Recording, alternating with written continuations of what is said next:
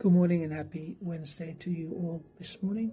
Look, my topic for today is found in the book of Exodus chapter 21. If you have the time, please go and have a read of it. You see, the topic of my title is God of Justice and Mercy. You see, in Exodus 21, God gave Israel specific laws. He gave specific laws about Hebrew slaves, homicide, and bodily injuries.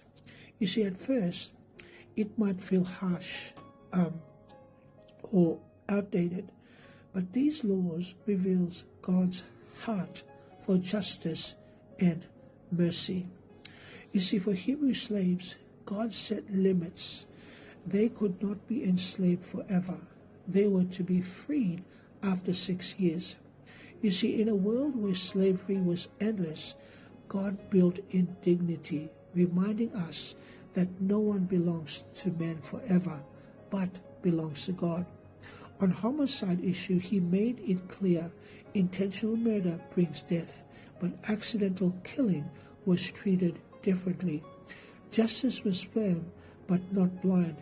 It recognized intent.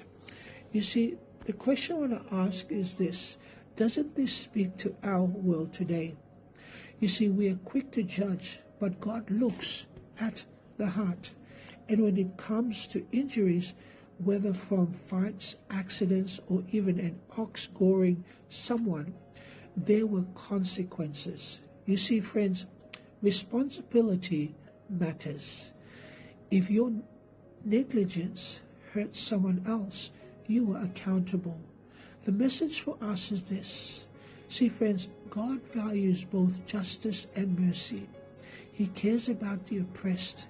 He demands fairness, and he calls us to be responsible for how our action affects others.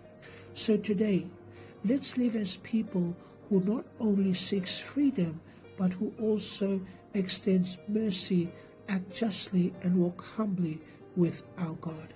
Amen.